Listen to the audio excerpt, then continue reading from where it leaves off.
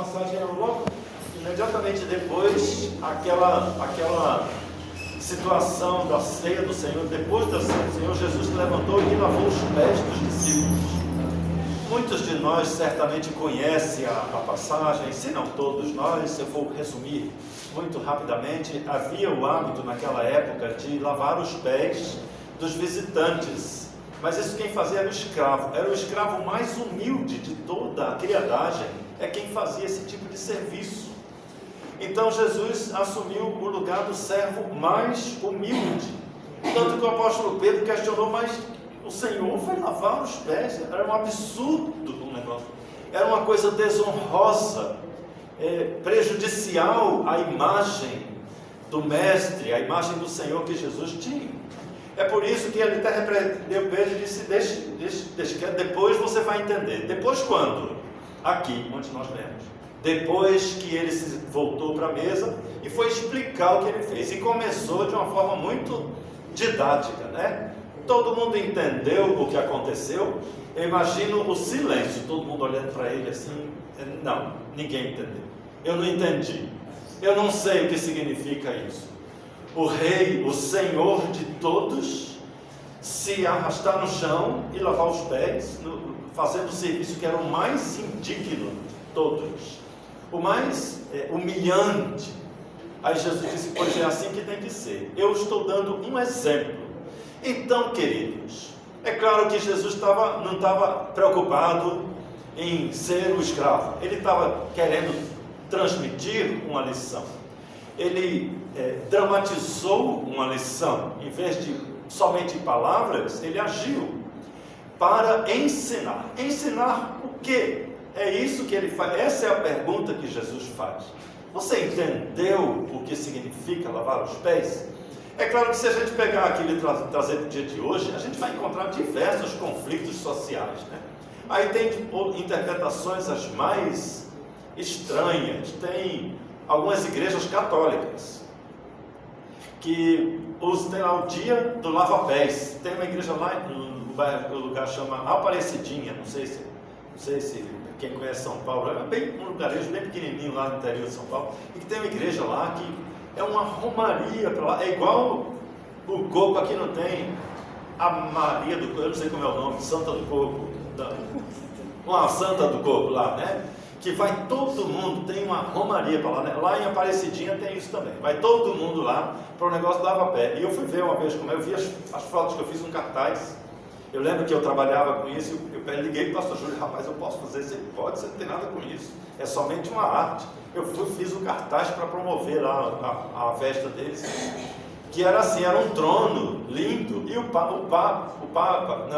padre sentava no trono. Aí as pessoas, não era todo mundo, eram alguns, né, que faziam parte da igreja deles, né, que ia lá na frente, e se sentava, e botava o pé, e o padre lavava o pé dele, todo mundo. Isso é uma cena, uma dramatização absolutamente diferente daquilo que aconteceu com Jesus. O apóstolo João faz questão de descrever com minúcias. Jesus tirou a sua roupa, tirou o paletó, tirou a gravata, tirou a roupa do mestre. Os mestres eram identificados por sua roupa. Eles tinham um bordado no abanhado da roupa que dizia, ele sabe ler, ou seja, é uma pessoa especial. E Jesus tirou esse manto, pegou uma toalha, botou no pescoço, e uma vasilha, uma bacia, e foi embora como um escravo. Não era como um rei. Ele não foi como o Senhor que lava o pé dos discípulos, não. Ele foi igual aos servos. Então, a lição que a gente tem que trazer para hoje é o quê? O que a gente tem que olhar para aquilo que aconteceu, o que vale na nossa igreja hoje? Será que a gente também tem que fazer rituais de lavar? Eu tenho que lavar os pés de todo mundo ritualmente? É claro que não. O que Jesus queria é que nós aprendêssemos algumas coisas. Então vamos olhar algumas delas que são importantes, que são fundamentais para quem se diz servo de Deus. O que Jesus, a primeira característica da atitude de Jesus, do que Jesus estava fazendo ali, que a gente pode trazer para os dias de hoje, é que lavar os pés não é uma coisa genérica. Jesus foi ao pé de cada um. Era cada ovelha. era pessoal, era Jesus aos seus pés, diante de você. Era uma coisa individual, era uma relação individual. Por quê? Porque cada pé tem a sua sujeira, cada um tem as suas manchas, cada um tem o seu problema que precisa ser tratado, a sua dificuldade. A minha dificuldade é diferente da de vocês, da sua, da do Wilton, da Ada. Cada um de nós tem um problema. A gente não vai encontrar um problema maior, um problema menor, são todos iguais. São problemas muito importantes para cada um de nós. Então, o cuidado tem que ser individual. Não existe na igreja um remédio genérico. Nem mesmo a palavra, a pregação da palavra é genérica. Cada um de nós colhe pequenos pedaços assim e guarda no coração de acordo com a nossa necessidade, de acordo com o que precisamos ouvir. Eu tive uma experiência muito interessante com isso há uns anos atrás, que um jovem veio para mim questionar, e questionou uma passagem bíblica, e eu não entendendo, ele falou: mas você pregou sobre isso um dia, você disse isso. Eu preguei, mas a minha intenção era outra, eu mostrei outra, no meu coração a mensagem era outra. Para o outro lá era algo diferente. Para cada coração tem a sua parte mais sensível. E é por isso que o Senhor mostra que o cuidado com as ovelhas não é genérico, não é com todo mundo, não é uma bacia para todo mundo botar o pé lá, não. O Senhor, que deixou de ser o Senhor quando tirou aquele manto, que se fez igual a gente, para a gente aprender com Ele, Ele foi lá no coração de cada um, para tratar de cada um. E não saiu dizendo para o outro: olha lá o pé dele como é, mais sujo do que o seu, mais limpo. Não, cada um tem a sua particularidade. Aqui está a maior lição do Mestre para a sua igreja. A lição de quem lava os pés, de quem age preocupado com o bem-estar do outro. O servo de Deus procura como servir o irmão, servir a igreja. O que eu tenho que fazer para que o meu irmão se sinta melhor? O que eu tenho que fazer para que a minha irmã se sinta mais confortável, se sinta mais segura? Qual é a minha parte? Aí provavelmente a gente pensa assim: o pastor tem um monte. Não é o pastor. Jesus deixou isso bem claro quando ele tirou a gravata e ficou igual a todo mundo, ficou menor do que todo mundo, menor do que os convidados. E ele disse: cada um de nós tem o que fazer pelo próximo. Servir a Deus é cuidar dos nossos irmãos.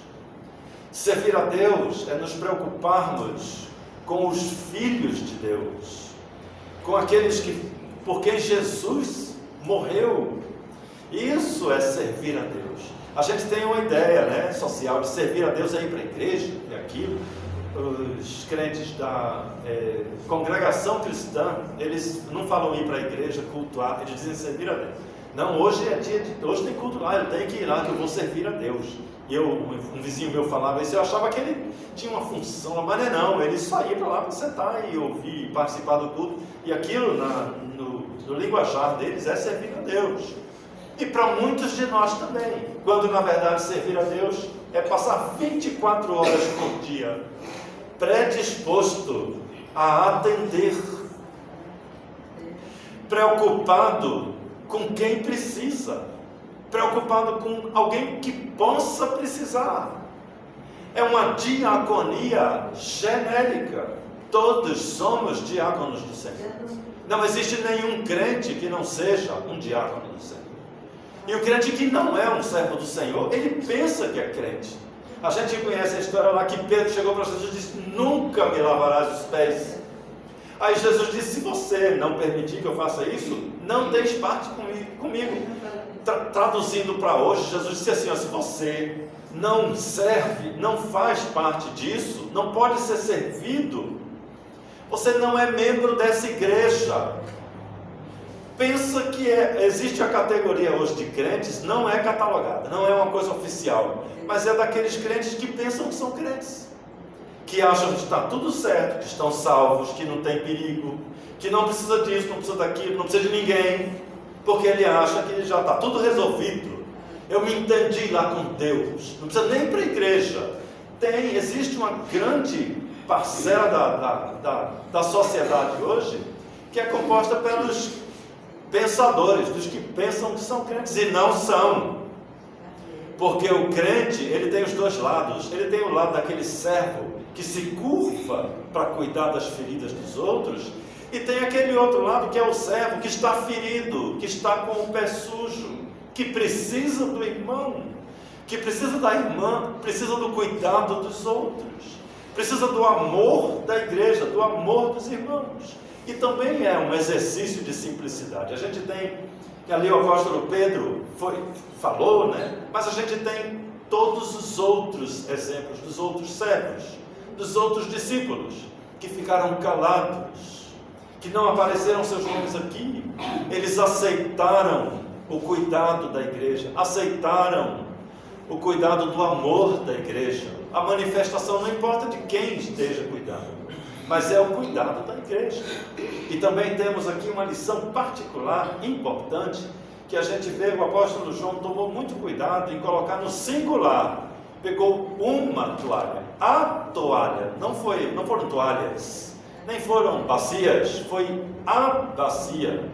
Era algo próprio para aquilo, era um recurso da igreja, era algo que foi ofertado, que existia, que foi feito para aquele fim. Então não é do jeito que eu imagino que tem que ser, não é do jeito que a gente acha melhor, é do jeito que é do padrão da igreja, é com os recursos que a gente reconhece na Bíblia como recursos da igreja, como coisas da igreja, como instrumentos da igreja. É o que nós temos que usar para cuidarmos uns dos outros. E é claro, a maior lição de todas que nós encontramos nesse episódio está lá no versículo 15, quando Jesus diz assim, porque eu vos dei o exemplo, para que, como eu fiz, façais vós também.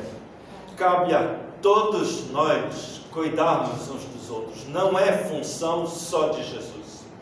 Jesus já fez a sua parte, com perfeição, completa. Nós temos a vida eterna e somos a igreja por causa da obra de Jesus completa, que não faltou nada para fazer. Quando ele estava na cruz, ele disse, tudo está consumado, não faltou nada. Daqui para frente, dali daquela cruz para cá, somos nós. Eu e você somos os cuidadores da igreja do Senhor, os responsáveis por lavar os pés uns dos outros, cuidarmos uns dos outros, a demonstrarmos uns aos outros o quanto todos são amados, queridos, importantes na obra do Senhor. Não cabe somente aquele ou aquela, mas a todos nós, como Jesus está dizendo aqui, fazei assim vós também.